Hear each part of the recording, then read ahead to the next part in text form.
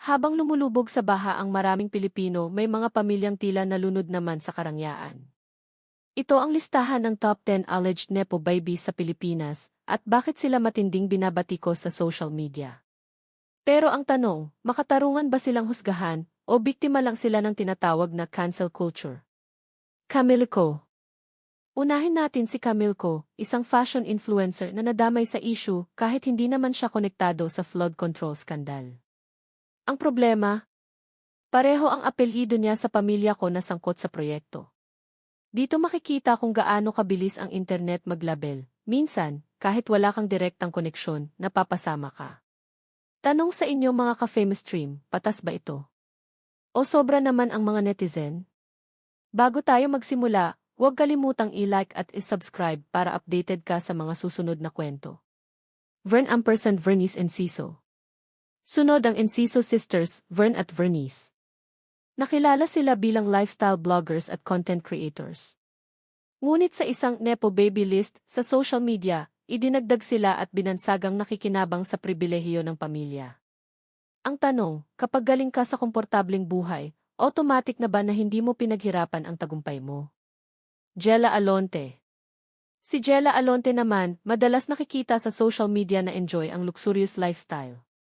Ngunit para sa mga netizen, malinaw raw ang tanda ng pribilehiyo, habang may mga binaha sa binyan, trending naman ang mga glam birthday party na dinaluhan ng kanyang pamilya. Kayo, anong tingin nyo, harmless celebration ba ito o insensitive sa panahon ng kalamidad? Jamie Cruz. Si Jamie Cruz ay nadamay dahil sa kanyang social media posts na puno ng branded bags at luxury travels. Ang kanyang pamilya ay konektado umano sa flood control projects na kapos sa kalidad. Hindi nakaligtas si Jamie sa tanong ng netizens, habang ang proyekto ay palpak, bakit tila ang yaman ng pamilya ay lumalago? Jella Marasigan. Si Jella Marasigan ay anak ng Vice Mayor ng San Juan, Batangas, Honorable Octavio Antonio Marasigan.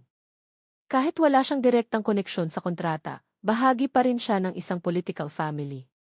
Dahil dito, marami ang nagsasabi, basta galing sa political dynasty, may duda agad. Pero fair ba ito sa kanya bilang individual?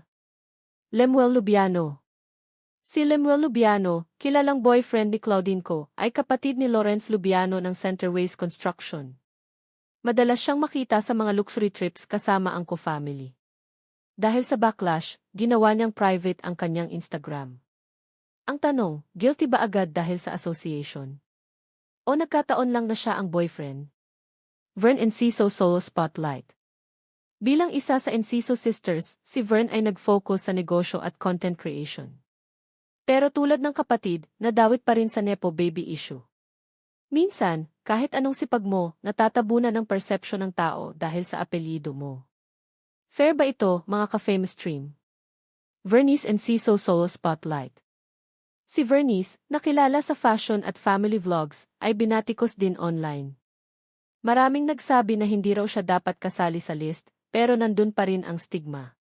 Ito ba ay simpleng inggit o may mas malalim na dahilan kung bakit hindi sila pinapatahimik ng mga netizen? Claudine Co. Ito na siguro ang pinakakilalang pangalan sa listahan. Si Claudine Co, anak ng kontraktor na konektado sa multi-bilyong flood control projects. Viral ang kanyang luxury posts, mula sa 170k jacket hanggang sa Hermes bags. Para sa publiko, parang insulto ito. Paano nagiging posible ang ganitong lifestyle, habang sablay ang mga proyektong dapat magligtas sa mga Pilipino mula sa baha? The symbol of Nepo babies. At nangunguna, hindi isang pangalan kundi isang simbolo, ang konsepto ng Nepo baby mismo. Sila ang mukha ng pribilehiyo, ng koneksyon, at ng yaman na tila hindi abot kamay ng karaniwang tao. Pero dapat din nating itanong, lahat ba ng anak ng makapangyarihan ay guilty agad? O minsan ba, ginagamit lang sila ng lipunan bilang target ng sama ng loob? Mga ka-famous stream, yan ang top 10 alleged Nepo babies sa Pilipinas. Sila ba ay mga biktima lang ng social media criticism o lehitimong simbolo ng hindi patas na sistema? Comment nyo ang inyong thoughts sa baba at huwag kalimutang i-like at subscribe para sa mas marami pang kwento at komentaryo dito sa Famous Stream 25. Hanggang sa susunod, stay informed.